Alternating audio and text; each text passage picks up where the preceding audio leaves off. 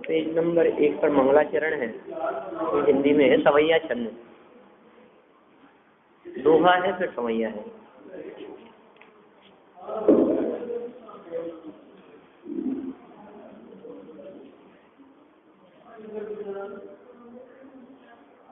ऊपर दोहा भी है, उससे पहले मंगलाचरण से बात शुरू करते हैं अपन।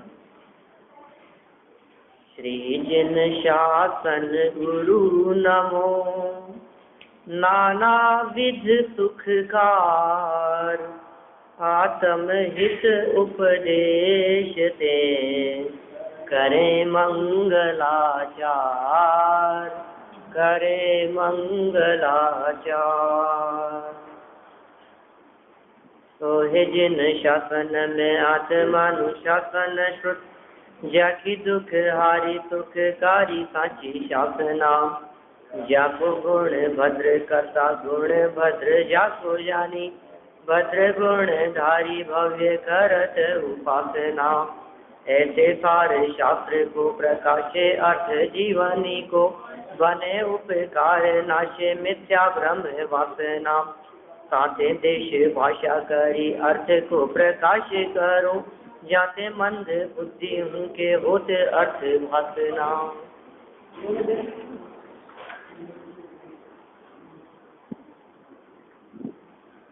देखिए, आत्मा अनुशासन नाम का यह ग्रंथ है जिसकी चर्चा आज से हमारे को यहाँ प्रारंभ करनी है। आचार्य वर्य गुणभद्र स्वामी के द्वारा लिखा गया ये महान ग्रंथ लगभग 1200 वर्ष पूर्व लिखा गया। जिनसेन आचार्य का नाम तो आपने सुना ही होगा, उत्तर पुराण आदि के कर्ता, महापुराण जिन्होंने लिखा है, आदि पुराण जिनका है, ऐसे जिनसेन आचार्य। उन जिनसेन आचार्य के शिष्य थे गुणभद्र, और जिनसेन आचार्य ने उत्तर पुराण और ये जो महापुराण है, ये अधूरा लिखने के पश्चात ऐसी चिंता व्यक्त की, अब इन्हें पूरा कौन करेगा। आयु बहुत हो गई थी, अपनी अल्प आयु जान करके उनके चित्त में ऐसा विचार आया कि अब इस ग्रंथ को पूरा कौन करेगा। उन्होंने 2 मुनिराजों को बुलाया और उनकी योग्यता परीक्षा की जांच की। 2 संस्कृत की छोटी छोटी सी सूक्तियां उन्हें दी, हिंदी की, और कहा कि इसकी संस्कृत बनाओ। गुणभद्राचार्य, यद्यपि 2 वाक्य संस्कृत के दोनों मुनिराजों ने बनाए, लेकिन गुणभद्राचार्य के माध्यम से बनाई गई संस्कृत की पंक्ति में जो शब्द का संयोजन किया गया वो बहुत उत्कृष्ट था। इनकी योग्यता को जानकर सारा कार्यभार इन्हें सौंप दिया गया। फिर आगे इन्होंने उन ग्रंथों को पूर्ण किया। लगभग 8वीं शताब्दी का इनका काल है गुणभद्राचार्य का। जिनसेन आचार्य का भी वही काल है और इनका भी वही काल है।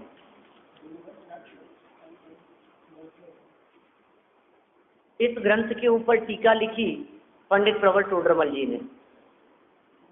माने जो ग्रंथ हमारे सामने उपलब्ध है, इस ग्रंथ की टीका आज से लगभग 250 वर्ष पूर्व इसी जिन मंदिर के प्रख्यात विद्वान जयपुर के पंडित प्रवर टोडरमल जी, उनके माध्यम से इसकी व्याख्या और टीका लिखी गई। मूल श्लोक संस्कृत में है और उसकी व्याख्या जो टोडरमल जी ने की है वो बहुत मार्मिक है। टोडरमल जी के द्वारा की गई व्याख्या ढूंढारी भाषा ब्रज भाषा मिश्रित थी, जिसे लगभग समझिए आप 12-15 वर्ष पहले, लगभग 12-13 वर्ष पहले पंडित अभय कुमार जी शास्त्री ने हिंदी में उसका अनुवाद किया। तो हमारे पास में जो उपलब्ध है ये ढूंढारी भाषा में नहीं है, ये हिंदी भाषा में उपलब्ध कृति है।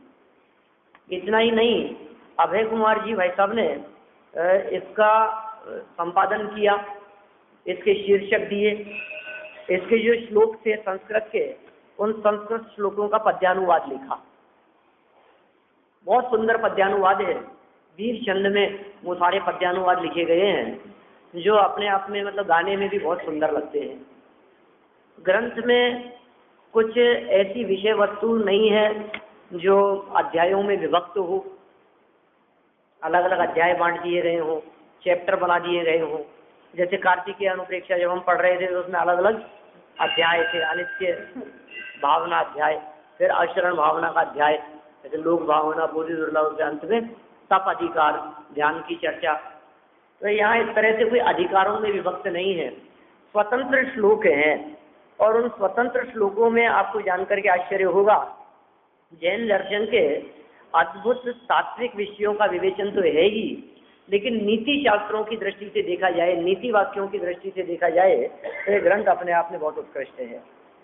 माने इस ग्रंथ में व्यावहारिक जीवन कैसा होना चाहिए, न्याय नीति पर चलते हुए किस तरह से जीवन यापन किया जा सकता है, लोगों का व्यवहार, इस लोक परलोक आदि भयों से डरने की चर्चा, कहीं वेद विज्ञान की चर्चा, कहीं आत्महित में लगने की प्रेरणाएं, कहीं धन की असारता, कहीं विषय भोगों की असारता, कहीं उसकी नीरसता, कहीं संसार दुखों की चर्चाएं, कहीं मोक्ष मार्ग में लगने की खूब प्रेरणा दी गई है। तो बहुत अनेक प्रकार के प्रकरण, स्वतंत्र स्वतंत्र श्लोक हैं, छोटे छोटे से हेडिंग हैं, और उनके माध्यम से बहुत सुंदर ढंग से इसका चित्रण किया गया है।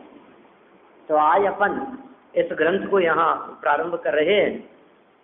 तो प्रस्तावना वगैरह मैंने पढ़ करके देखी है, बहुत मार्मिक प्रस्तावना है।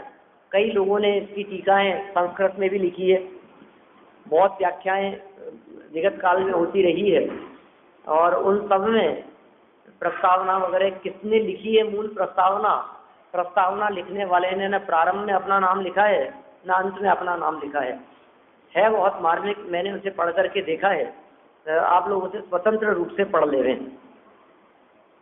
प्रवचन करने जैसा नहीं है, लेकिन समीक्षा परक बहुत सुंदर प्रस्तावना है। मैंने सोचा था प्रस्तावना से अपन प्रकरण को प्रारंभ करेंगे, लेकिन जब इसको देखा मैंने प्रस्तावना को पढ़ करके, तो मार्मिक तो बहुत है, लेकिन ऐसा नहीं है कि सभा में उसको चलाया जाए। बहुत तुलनात्मक चर्चाएं हैं, कहाँ कहाँ अलंकरणिक भाषा का प्रयोग किया गया है, उन सबको निकाल करके मतलब एक विद्वत्तापूर्ण प्रस्तावना लिखी गई है। आप लोग स्वतंत्र पढ़ें, ग्रंथों की तुलनात्मक चर्चाएं की है, भगवती आराधना, आत्मानुशासन की चर्चा की है, फिर गुणभद्राचार्य के ऊपर आचार्य कुंद के प्रभाव की चर्चा की है। ऐसे बहुत सारे प्रकरण हैं। समंत भद्राचार्य का प्रभाव, उनके देवागम स्तोत्र जो आप्तमीमांसा है उसकी चर्चा का क्या प्रभाव रहा गुणभद्राचार्य के ऊपर, इन्होंने वहाँ के क्या प्रकरण लिए हैं, इस तरह की चर्चाएं हैं। देखिए अपन प्रारंभ करते हैं। कम है शायद, आज दूर लग रहा है थोड़ा सा।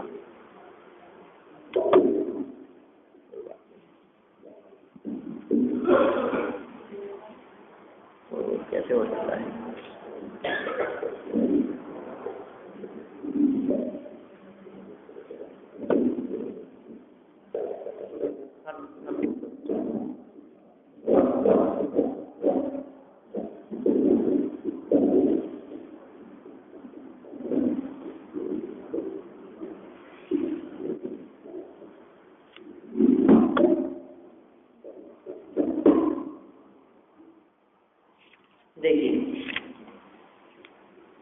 आत्मानुशासन ग्रंथ पेज नंबर 1 से शुरू करते हैं प्रस्तावना के बाद में। अभय जी भाई साहब ने जो ये कार्य किया है, और इस कार्य में श्लोकों के सूची भी दी है, प्रकरण कौन कौन से हैं उन प्रकरणों की चर्चा की है ना, और विषयवार माने विषयों की दृष्टि से भी उसका विभाजन करके इंडेक्स आगे दी है। मतलब यदि किसी व्यक्ति को पर्टिकुलर विषय के संदर्भ में कुछ जानना हो तो कौन कौन से श्लोक नंबर में उन विषयों की चर्चा है कि आगे पीछे, क्योंकि बिखरे हुए हैं ना ये तो समझ लीजिए आप बिखरे हुए पुष्प के समान है, बिखरे मोतियों की तरह है, उनका संकलन है, नीति वाक्य स्वतंत्र श्लोक है क्या? हाँ, इसको प्रूफ करके माला पहना बना दिए। 270 श्लोक हैं कुल इस ग्रंथ में। ओम नमः सिद्धेभ्यः। आचार्य वर्य श्री गुणभद्र स्वामी प्रणीत माने उनके द्वारा लिखा गया आत्मानुशासन। क्या नाम है इस ग्रंथ का? आत्म अनुशासन। नाम का ग्रंथ है।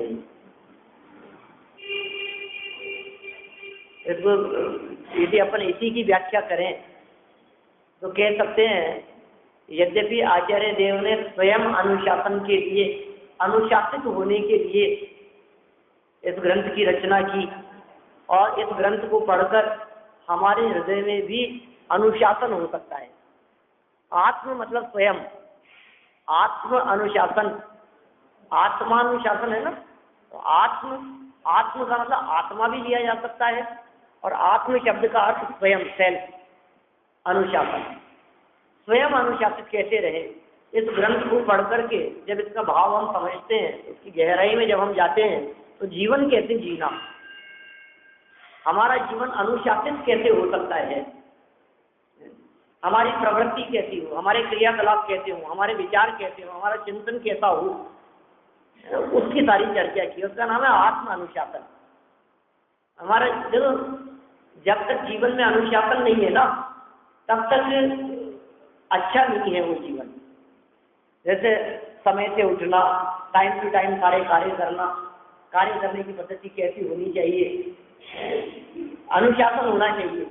कोई भी चीज घर में भी कैसे रहे, कहीं सामान फैला हुआ है, कहीं इधर उधर पड़ा है, कोई काम कर रहे हैं, 10 बजे का टाइम दिया है, 12 बजे पहुंच रहे हैं, अनुशासन नहीं है। स्वयं अनुशासित कैसे हो, हमारा जीवन किस तरह से उत्कृष्ट हो सकता है, बस उसका नाम है आत्मानुशासन। अब सोचिए आप मुनि जीवन में कैसे अनुशासित हो सकता है जीवन। इसमें एक प्रारंभ में एक चर्चा एक और दी है, जिसमें कहा है कि जो ग्रंथ की रचना हुई है, ये ग्रंथ की रचना इन्होंने अपने भाई के लिए की थी, ऐसी चर्चा भी आई है यहाँ किसी स्थान पर। बस सिर्फ एक लाइन दी है और कुछ विशेष बात नहीं है उसमें। और ऐसा लिखा है उसमें कि अपने भाई को पंचेंद्रिय विषय भोगों से विरक्त करने के उद्देश्य से आत्मानुशासन ग्रंथ की रचना की गई।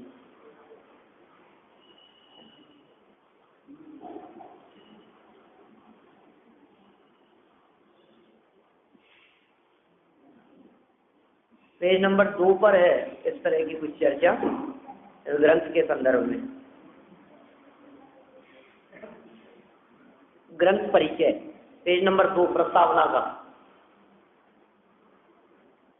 यह ग्रंथ संस्कृत भाषा में लिखित पद्य रचना है, जिसमें 15 प्रकार के छंदों में 270 श्लोकों की रचना की गई है। इस ग्रंथ में जीवों को विषयासक्ति पर प्रहार करते हुए, देखिए इस ग्रंथ में क्या किया गया है, विषय आसक्ति पर प्रहार करते हुए विषयों का स्वरूप एवं उनसे उत्पन्न होने वाले दुखों का वर्णन करके जीवों को आत्महित के लिए प्रेरित किया गया है। ये इसका मूल प्रतिपाद्य वस्तु है इसकी। मैं नाम भी लिखा है इसके अंदर, मैंने कहीं पढ़ा था, पेज नंबर 2 पर पढ़ा है मैंने। 2 मतलब प्रस्तावना का पेज नंबर 2, स्टार्टिंग का।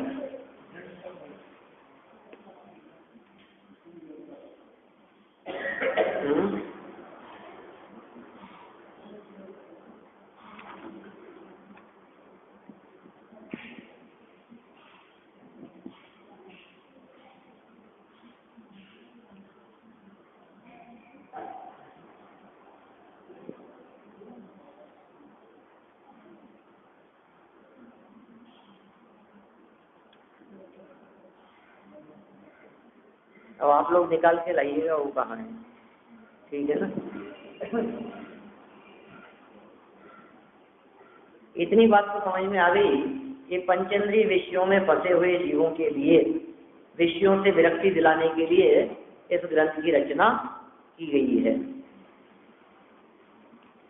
देखिए वापस आ जाते हैं अपन पेज नंबर 1 पर। आत्मानुशासन का अर्थ स्पष्ट हुआ अपने उपयोग में। आत्म अनुशासन मतलब पंचेंद्रिय विषयों में भटकते हुए वहां से बचने की प्रेरणा, तभी तो अनुशासित होगा ना।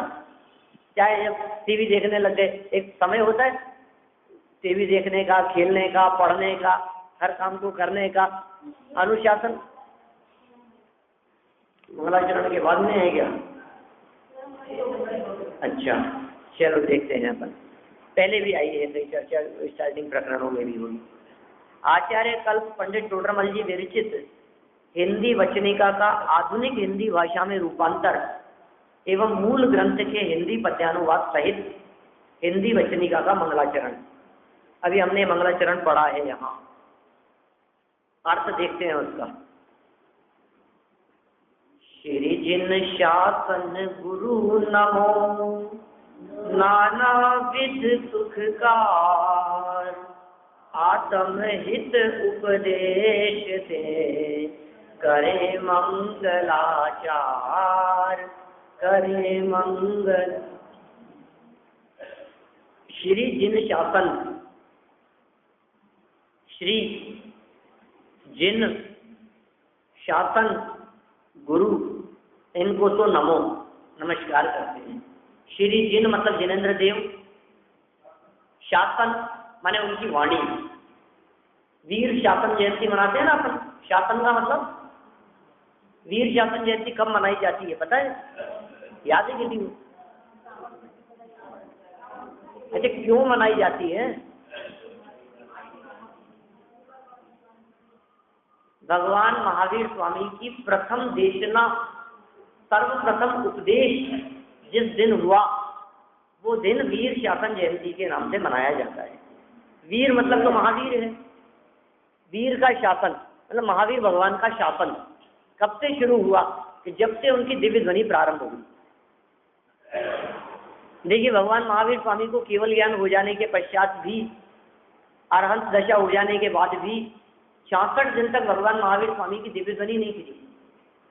66 दिन तक उनका उपदेश नहीं हुआ। और फिर सावन कृष्ण प्रतिपदा के दिन, प्रथम दिन विपुलाचल पर्वत के ऊपर तो उनकी जब दिव्य ध्वनि गिरी तो लोगों ने अपने आप को धन्य महसूस किया और वीर का शासन शुरू हो गया। उससे पहले किसका शासन था? पार्श्वनाथ स्वामी का शासन चल रहा था। क्या नहीं, कहाँ धनतेरस, अभी अभी कहाँ वीर शासन जयंती की बात कर रहे हैं? धनतेरस को समाप्त हुई थी वाणी।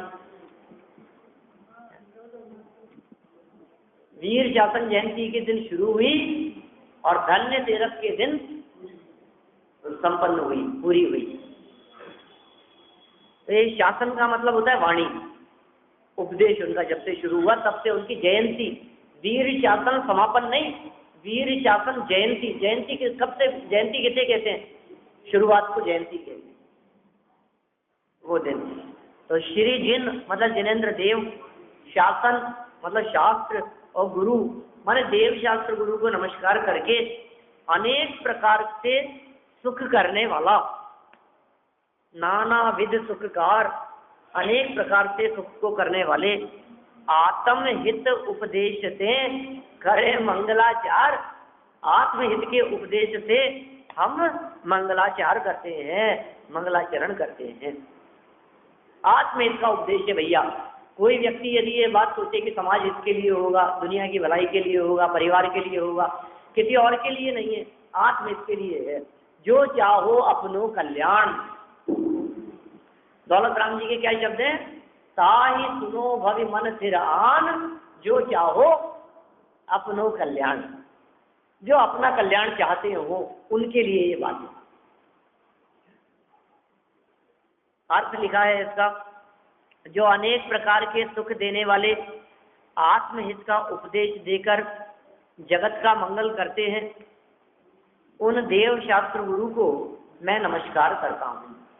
देखिए कितनी मार्मिक बात कही है, अर्थ में भी गजब कर दिया है इन्होंने। अनेक प्रकार के सुख देने वाले और आत्महित का उपदेश देकर जगत का मंगल करते हैं, जगत का भला करते हैं। कल चर्चा चल रही थी अपनी भक्तामर के माध्यम से, ऐसी चर्चाएं चली हैं अपनी बहुत। भगवान भला नहीं करते, भगवान हित करने के लिए नहीं आते। और वो लाइन सोच रहे थे ना अपन, थोड़ा ध्यान लगा कि प्रभु वर दौड़े चले आएंगे। बोलो, चलते रहते हैं ऐसे। भक्ति संगीत मंडली कई जगह इस तरह के भजन आपको गाती हुई दिखाई देगी। किसी आश्चर्य वाली बात है, ये जैनियों का भजन नहीं हो सकता, लेकिन सब विधानों में आपको इस तरह के कहीं ना कहीं आपको मिल जाएगी पंक्ति सुनने को। क्या क्या होगा? प्रभु और दौड़े चले आएंगे, भगवान दौड़ते हुए आ जाएंगे आपके साथ में। क्या बोल रहे हैं कुछ पता ही नहीं है। लेकिन हम सब जो लोग सुन रहे होते सब झूम जाते हैं, अरे साहब गजब मजा आ गया, क्या गाते। आप साइड में झूम रहे हो, आप सत्यता पे नहीं, सच्ची बात नहीं है। आप सिर्फ धुन पर झूम रहे हैं, धुन का आनंद आ रहा है हमारे को। अरे साहब क्या गाते हैं साहब, क्या भक्ति ली है, और लोग खड़े होकर के नाचने लग गए। ओ प्रभु और दौड़े चले आएंगे, अब तो जैसे आने वाले हैं भगवान कर करके। कौन से भगवान आएंगे, कहाँ से आएंगे? ऐसे कोई भगवान अवतार नहीं लेते हैं, यह अवतार परंपरा जैन दर्शन में नहीं है। अन्य मत में तो ऐसा होता है क्या, अभ्युत्थानम अधर्मस्य ग्लानिर्भवति भारत है। जब जब इस धरती के ऊपर पाप बढ़ता हुआ दिखाई देता है तो भगवान ऊपर से उतर करके चले आते हैं। या अन्य मतों में तो होता है इस तरह का, यदा यदा धर्मस्य ग्लानिर्भवति भारत है, क्या उनमें ऐसी मान्यता है।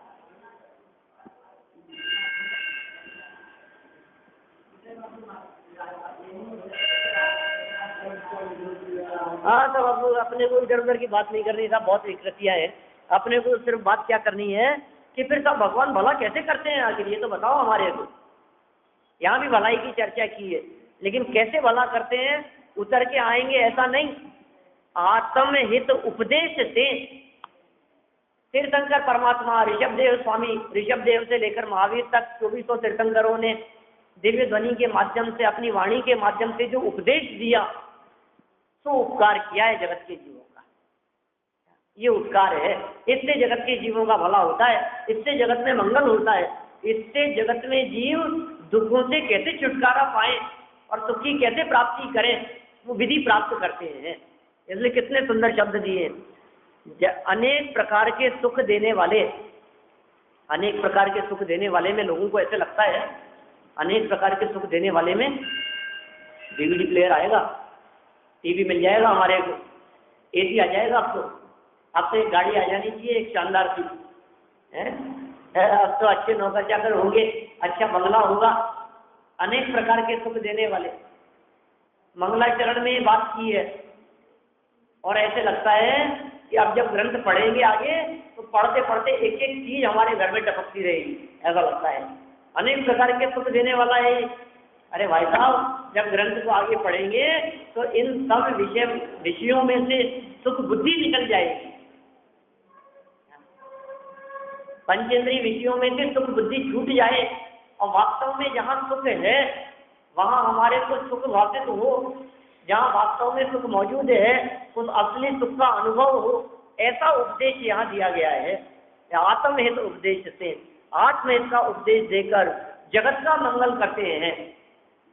जगत के जीवों का मंगल होता है, जगत में भला होता है, जगत के जीवों का उद्धार होता है, जगत के जीवों का कल्याण होता है। लेकिन कैसे? उपदेश से। हमारे भगवान जगत के जीवों को कुछ नहीं देते, तो फिर कैसे भला करते हैं? कि कुछ नहीं देते लेकिन फिर भी देते हैं। ये क्या? जो उपदेश देते हैं। कुछ देने से भला नहीं होगा, लेकिन ऐसा दे देते हैं, ऐसा उपदेश देते हैं जिस उपदेश के माध्यम से इस जीव को सुखी रहने की कला मिल जाए। कैसे सुखी रह सकते हैं ये कला सिखा देते हैं।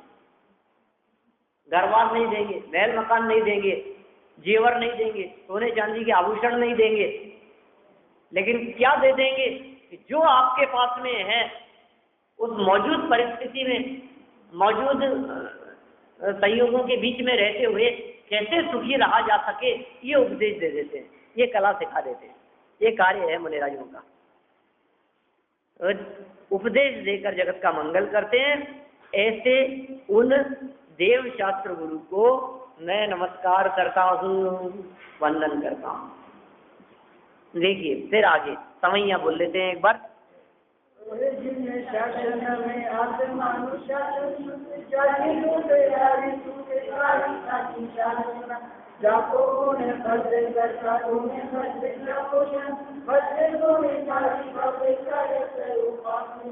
ऐसे सारे शास्त्र को प्रकाशे अर्थ जीवनी को बने उपकार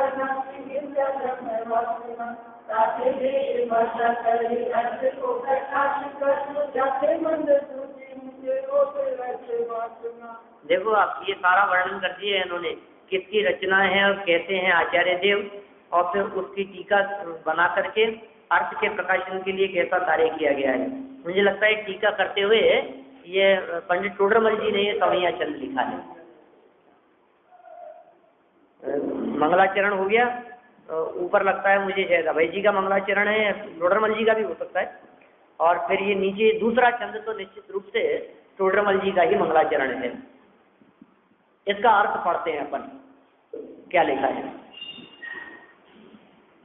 पेज नंबर 2। जिसकी सच्ची शासना, शासना शब्द का अर्थ मिल गया उपदेश, शासना माने उपदेश, पुराना भी है तो पहले जो अभय जी का नहीं था, ढूंढारी वाला है, देखिए इसमें भी मिल जाएगा अपने को, ढूंढारी वाले में भी टोडरमल जी का ही मंगलाचरण है। दोनों चंद्र जो हैं, दोहा वाला भी और सवैया वाला भी, ये दोनों ही पंडित प्रवर टोडरमल जी के लिखे हुए हैं। देखिए इसका अर्थ करते हैं अपन पेज नंबर 2 पर। जिसकी सच्ची शासना माने उपदेश दुख दूर करने वाली और सुख उत्पन्न करने वाली है। वाह, आत्मानुशासन के बारे में कह रहे हैं, जिसका सच्चा उपदेश, आत्मानुशासन का सच्चा उपदेश क्या है, दुख दूर करने वाला है और सुख उत्पन्न करने वाला है, जो वाणी, जिसके कर्ता गुणभद्र हैं। देखा, गुणभद्र, असल गुणभद्र की विवेचना की टोडरमल जी ने। भद्र माने अच्छे गुणों के धारक, भद्र माने भद्र पुरुष है, भद्र मतलब सज्जन, और गुणभद्र गुणों से युक्त हैं और भद्र हैं, या बहुत सज्जन अनेक गुणों से युक्त हैं, ऐसे गुणभद्र नाम है उनका। जिसके कर्ता गुणभद्र है, भद्र माने अच्छे गुणों के धारक, भव्य जीव जिन्हें गुणभद्र अर्थात अच्छे गुण वाले जानकर जिनकी उपासना करते हैं, ऐसा यह आत्मानुशासन शास्त्र जिन शासन में शोभित है। पिछले 1200 वर्षों में इस ग्रंथ की अनेक टीकाएं लिखी गई और इस ग्रंथ की उत्कृष्टता, मतलब ऐसे ऐसे श्लोक हैं इस ग्रंथ में। एक 36वां श्लोक तो बहुत प्रसिद्ध है, याद भी होगा आप लोगों को। कई ऐसे नीति के श्लोक हैं। कौन सा श्लोक लिखा है वो? आशा करते है प्रति प्राणी यस्मिन विश्वरूपम कस्य किम किए दायाति वृथा वो विशेषता।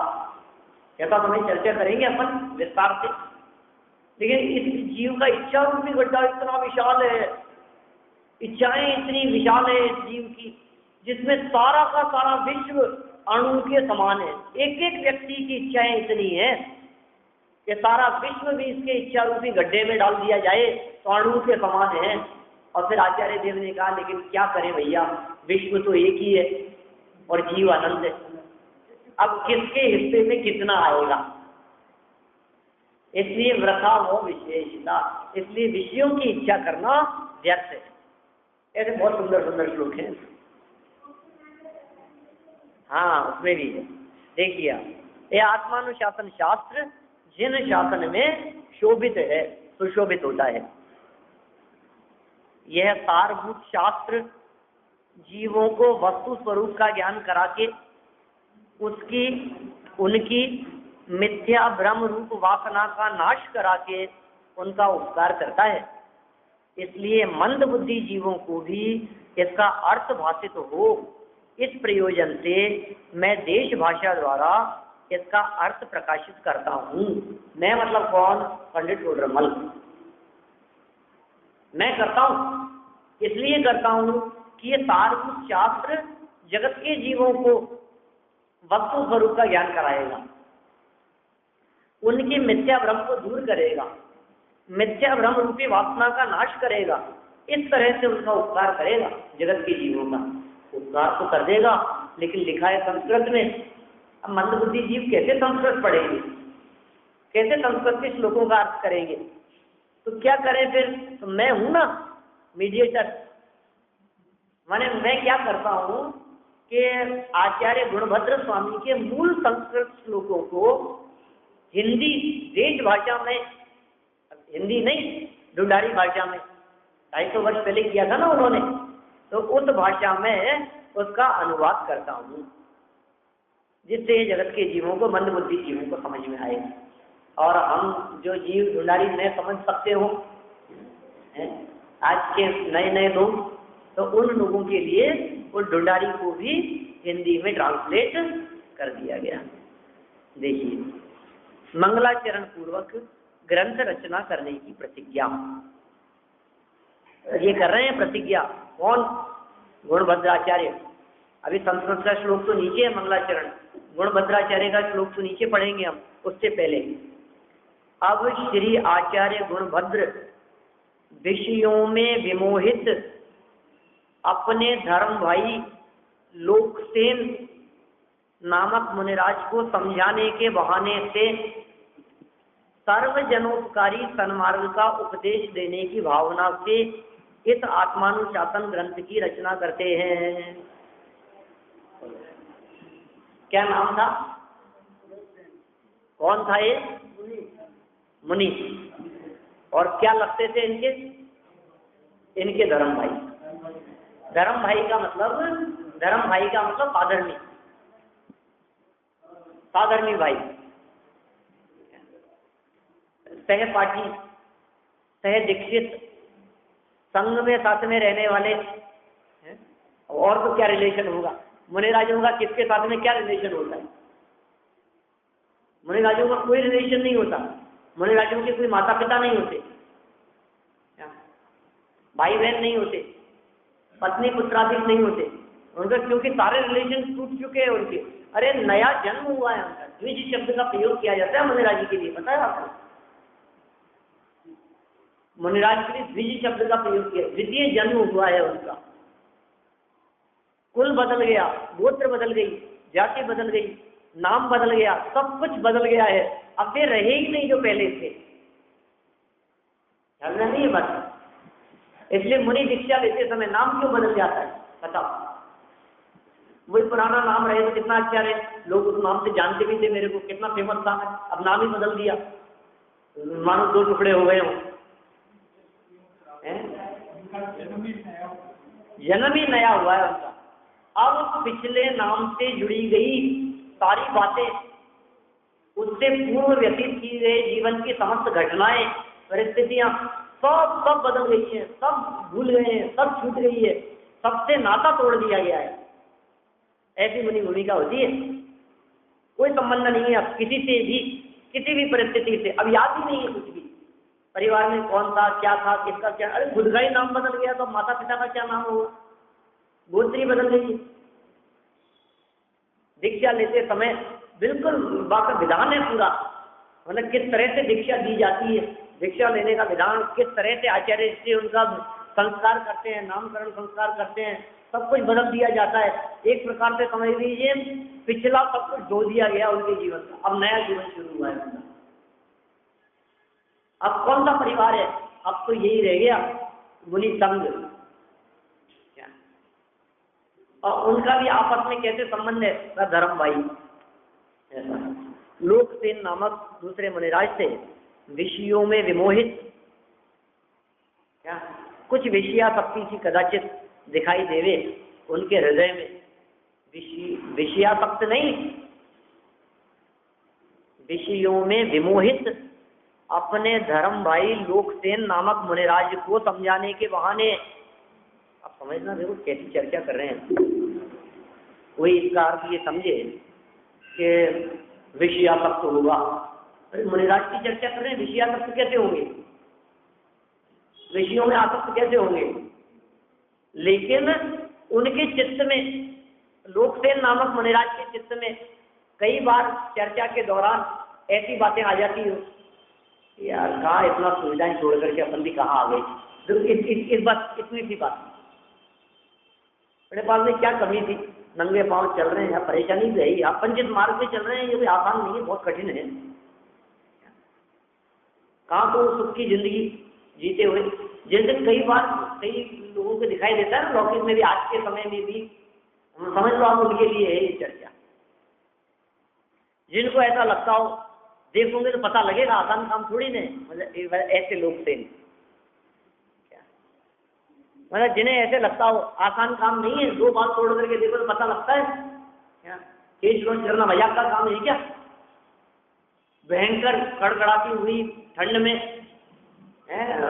ऐसी चलती हुई हवाओं में ऐसे नंगे बदन रहना, नंगे पांव चलना, केस लॉन्च करना, भयंकर गर्मी में जमीन पे जहाँ आप कदम नहीं रख सकते हो बिना चप्पल। अरे चप्पल जब गर्म हो जाती है तो पहन नहीं सकते, जमीन की क्या बात करें हम। ऐसा जब किसी के हृदय में थोड़ा सा ठेस लगती है, थोड़ी पीड़ा होती है, ऐसे मुनिराज की चर्चा कर रहे हैं।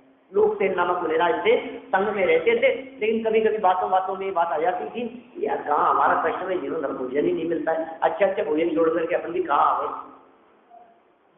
कैसी अटपटी प्रतिज्ञाएं लेकर के निकल पड़े हम भी। इसका नाम क्या है? विषय विमोहित, विषय जिन्हें आकर्षित करते हो। क्या रखा है ऐसे मुनि जीवन में? ऐसे विषय विमोहित धर्म भाई लोकसेन नामक मुनिराज को समझाने के बहाने, तो बहाना है उनको ग्रंथ लिखना था, है? इस बहाने से सर्वजनोपकारी, सारे जगत के जीवों के लिए उपकारी सन्मार्ग का उपदेश देने की भावना से इस आत्मानुशासन ग्रंथ की रचना करते हैं। क्या आत्मानुशासन ग्रंथ की रचना किस लिए की गई है? सर्वजनोपकारी है। कोई व्यक्ति ये बात नहीं समझ लेवे, अरे अरे मेरे लिए नहीं है, ये चर्चा की है आगे, पहले दूसरे श्लोक में इस तरह की चर्चाएं आई है जहाँ लोग ऐसी बात करते हैं, अरे अरे ग्रंथ कौन पढ़ेगा, ग्रंथ पढ़ना बहुत कठिन काम है, ये ग्रंथों में तो कठिन कठिन बातें आती है, हमारे लिए तो नहीं है। अपने को तो सब सीधी सच्ची सरल भाषा में समझाओ तो अपन बैठ लेंगे, सुन लेंगे, नहीं तो फिर हमारा तो कुछ अपने लिए नहीं है। ऊंची ऊंची ग्रंथों की बातें चलती है, सब प्रवचन तो हमारे समझ में नहीं आते।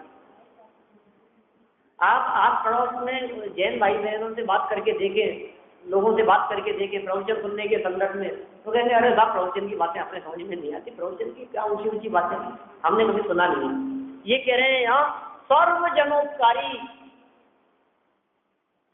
सर्वजनोपकारी के अंदर एक बात और समझ लेना, इस ग्रंथ की विषय वस्तु में जो प्रतिपादन किया गया है, इस ग्रंथ की जो विषय वस्तु है, इसमें जो चर्चाएं की गई है, वे सारी की सारी चर्चाएं सर्वजन, सर्व जैन नहीं, सर्व जैनोपकारी नहीं है, सब जैनियों के लिए उपकारी नहीं है।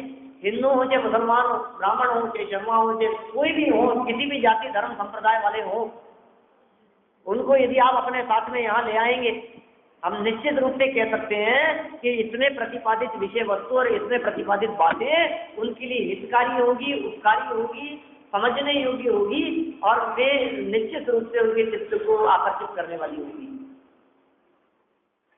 ऐसे ऐसी बात सोचना नहीं, ये तो जैन नहीं है, इनको क्या कहें अपन, ठीक है प्रवचन सुनेंगे, आपके मित्र हैं, आपके जानकार हैं, जैन नहीं है, आप उन्हें ले आइए साथ में और आप देखिए वे कहेंगे कि यार बात तो बिल्कुल सच्ची है, बात तो ऐसी है।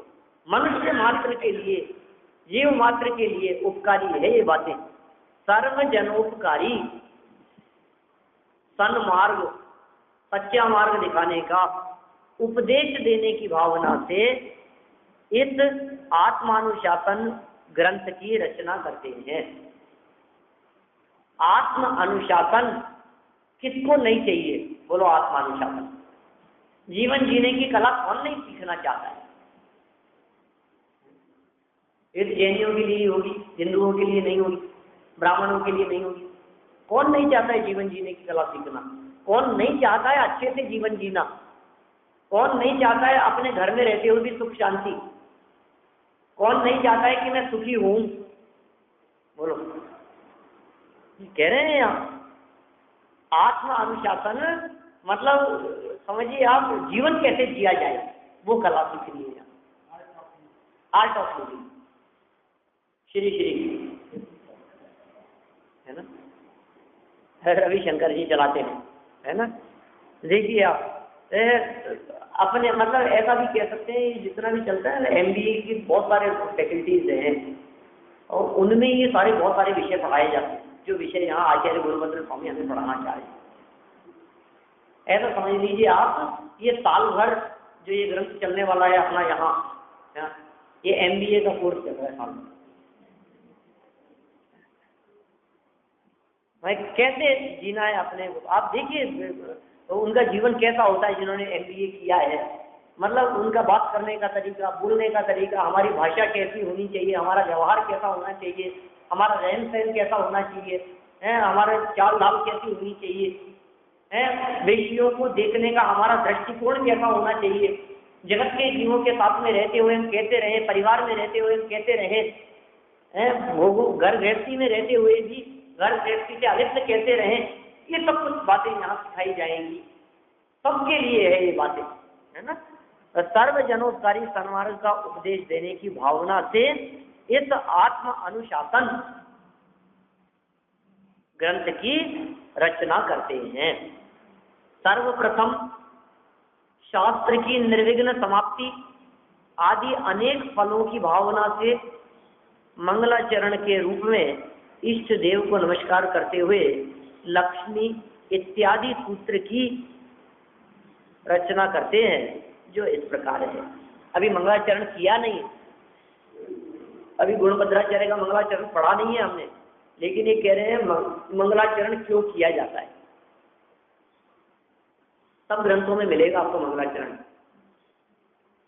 कोई एक आध गिरले ऐसे ग्रंथ मिलेंगे जिनमें मंगलाचरण नहीं किया गया है। कषाय पौड़ जैसे ग्रंथों में कुछ है भी ऐसे मंगलाचरण सब करते हैं ग्रंथ प्रारंभ करते समय, और तो और लौकिक कार्यों के अंदर भी मंगलाचरण होने लगे। मैं और की क्या बात करूं, आपके लेडीज संगीत हो रहा हो, लौकिक नाच गाने चलते हो, क्या डांस होने वाले हो, तो उसके पहले भी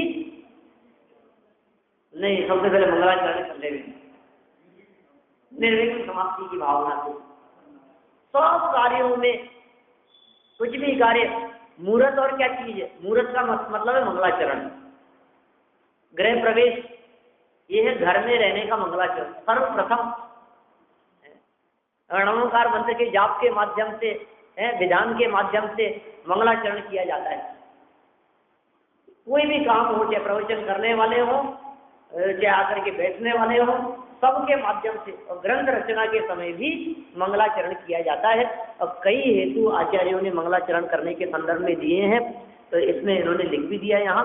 मंगलाचरण किस लिए किया जाता है, एक तो इष्ट देव का स्मरण, उपयोग की एकाग्रता हो जाए, चित्त जो इधर उधर भटक रहा था वो एक जगह पर आकर के केंद्रित हो जाए, ग्रंथ की निर्विघ्न समाप्ति हो, ऐसी भावना है इष्ट देव के स्मरण पूर्वक, इसलिए मंगलाचरण किया जाता है। हम लोग मंगलाचरण करते हैं ना, मान लीजिए इधर उधर से बाजार से घूमते फिरते हुए कहीं जाते हुए, कहीं गए थे, बाजार में थे, घर में थे, लौकिक कामों में उलझे थे, यहाँ आकर के बैठ गए प्रवचन करने के लिए, सुनने के लिए। तो मंगलाचरण करने का क्या मतलब हुआ कि एक आध मिनट जो हमने मंगलाचरण किया, हमारा उपयोग, हमारा जो माइंड इधर उधर जो फैला था वो सब आकर के सिमट गया और जनेन्द्र देव की तरफ, जर्मानी की तरफ लग गया, उपयोग की एकाग्रता होगी। ग्रंथ की निर्विघ्न समाप्ति के लिए अनेक फलों की भावना से इस ग्रंथ का मंगलाचरण किया जाता है। ये मंगलाचरण से अपन चर्चा कल प्रारंभ करेंगे। आज तो एक प्रकार से भूमिका अपनी यहाँ भी है। लक्ष्मी नीचे लिखा है ना, लक्ष्मी आदि, मतलब पहला शब्द, ग्रंथ का पहला शब्द दे दिया, यहाँ से लक्ष्मी इत्यादि सूत्रों के माध्यम से, इत्यादि शब्दों के माध्यम से ग्रंथ का मंगलाचरण किया जाता है।